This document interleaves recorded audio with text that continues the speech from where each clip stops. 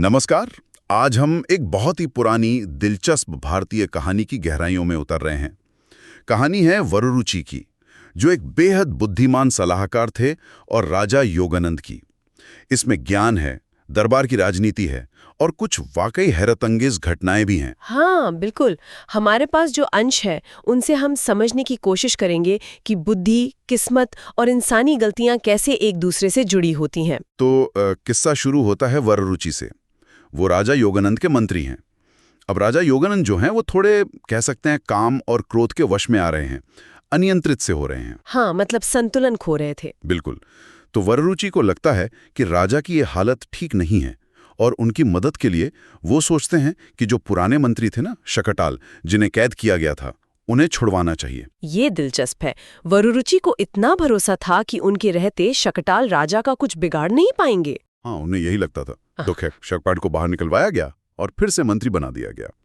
चलिए अब देखते हैं आगे क्या होता है। एक दिन राजा गंगा किनारे गए और उन्होंने पानी में 5 उंगलियों वाला एक हाथ देखा। अजीब बात है ना? बहुत अजीब। उन्होंने वरुरुचि से पूछा, ये क्या है? वरुचि ने बस उसी दिशा में अपनी 2 उंगलियां दिखाईं और वो हाथ गायब हो गया। कमाल है, राजा तो चौंक गए होंगे। हाँ बिल्कुल। उन्होंने पूछा कि इसका क्या मतलब है। तो वरुचि ने समझाया, 5 उंगलियों का मतलब था कि 5 के मिलने पर कौन सा काम सिद्ध नहीं हो सकता, मतलब एकता में शक्ति। अच्छा। और वरुचि की 2 उंगलियों का जवाब था कि अगर 2 का मन भी एक हो जाए, पूरी तरह मिल जाए, तो दुनिया में क्या असाध्य है। वाह, क्या गहरी बात कही। राजा तो बहुत खुश हुए ये सुनकर, पर कहते हैं शकटाल जो थे वो वरुचि की इस बुद्धि से थोड़े चिंतित हो गए। हाँ, शायद असुरक्षित महसूस करने लगे होंगे। हो सकता है। यहाँ वरुचि की तेज बुद्धि तो दिखती है, लेकिन ये भी इशारा है कि ऐसी काबिलियत दूसरों में ईर्ष्या या डर पैदा कर सकती है। सही कहा। अब कहानी एक और भी ज्यादा अजीब मोड़ लेती है। राजा अपनी महारानी को झरोखे से एक ब्राह्मण अतिथि को देखते हुए पाते हैं। और बस। हाँ, और राजा को इतनी ईर्ष्या हुई कि उन्होंने फौरन उस ब्राह्मण के वध का आदेश दे दिया, बिना किसी जांच के। हे भगवान, मतलब सिर्फ शक की बिना पर ईर्ष्या वाकई विवेक की दुश्मन है। और फिर जो हुआ वो तो और भी अविश्वसनीय है। क्या हुआ? जब उस बेचारे ब्राह्मण को वध के लिए ले जा रहे थे, तो बाजार में रखी एक मरी हुई मछली उसे देखकर हंसने लगी। क्या? एक मरी हुई मछली हंसी? ये कैसे हो सकता है? यही तो। राजा को जब ये पता चला तो उन्होंने वध रुकवा दिया। फिर वरुचि को बुलाया, पूछा, भैया मछली क्या हंसी? जाहिर है वरुचि के पास भी फौरन कोई जवाब नहीं होगा। हाँ, उन्होंने सोचने के लिए समय मांगा। फिर एकांत में कथा के अनुसार सरस्वती का ध्यान किया और देवी ने रास्ता दिखाया। हाँ, देवी ने बताया कि रात में एक ताड़ के पेड़ पर छिपकर बैठो, कारण पता चल जाएगा। अच्छा। फिर वरुचि रात में पेड़ पर छिप गए। उन्होंने देखा एक राक्षसी अपने बच्चों के साथ आई। बच्चे भूखे थे, खाना मांग रहे थे। राक्षसी? कहानी में अलौकिक तत्व भी हैं। बिल्कुल। तो राक्षसी ने बच्चों से कहा कि सुबह ब्राह्मण का मांस मिलेगा। आज वो बच गया क्योंकि एक मरी मछली उसे देखकर हंस पड़ी थी। तो बच्चों ने पूछा होगा कि मछली क्यों हंसी? हाँ, और राक्षसी ने जो बताया वो चौंकाने वाला था।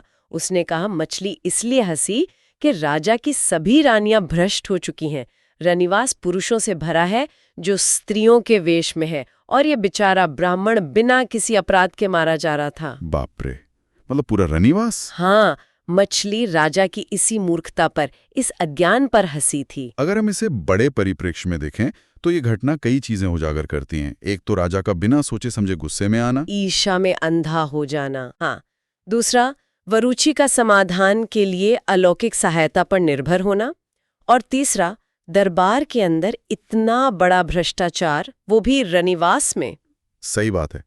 राजा ने जब ये सुना वरुचि से तो जांच करवाई और सब सच निकला। इसके बाद तो वरुचि पर राजा का विश्वास और भी बढ़ गया। लेकिन विडंबना देखिए, कहानी यहीं खत्म नहीं होती। नहीं, बिल्कुल नहीं। असल मोड़ तो अब आने वाला था। एक चित्रकार ने राजा और महारानी का एक बहुत ही सजीव चित्र बनाया, बिल्कुल असली जैसा। हाँ, राजा बहुत खुश हुए और चित्र अपने शयन कक्ष में लगवा दिया।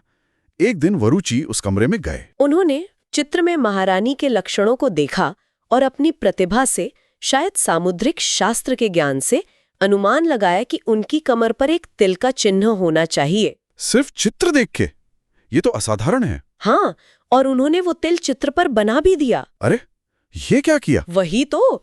कुछ समय बाद राजा ने चित्र में वो तिल देखा, वो तिल जिसके बारे में सिर्फ उन्हें पता था। तो वो समझ गए होंगे कि कुछ गड़बड़ है। वो गुस्से से भर गए। पूछा रक्षकों से, ये किसने बनाया? जब पता चला कि वरुरुचि ने बनाया है तो उनका गुस्सा 7वें आसमान पर पहुंच गया। उन्हें लगा होगा कि वरुरुचि को ये बात कैसे पता चली। हाँ, उन्होंने सोचा महारानी के इस गुप्त चिन्ह के बारे में वरुरुचि को कैसे पता?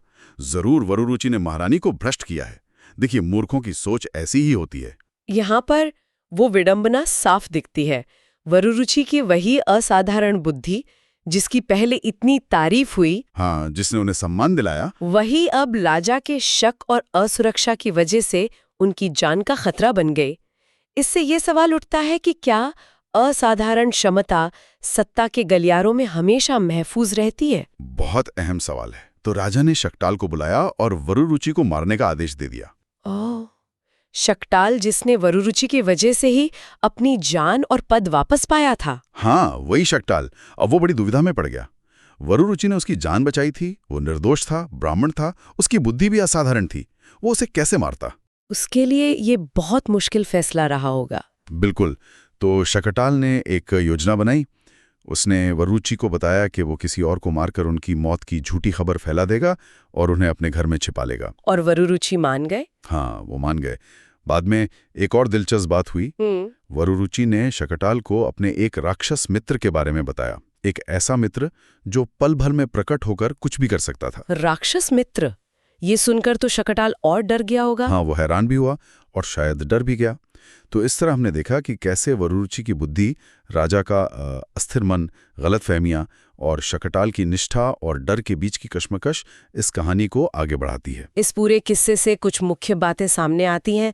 एक तो ज्ञान की शक्ति और उसका खतरा, दूसरा अनियंत्रित सत्ता और संदेह के क्या परिणाम हो सकते हैं, और तीसरा कर्तव्य निष्ठा और व्यक्तिगत संबंधों या डर के बीच का संघर्ष। बिल्कुल।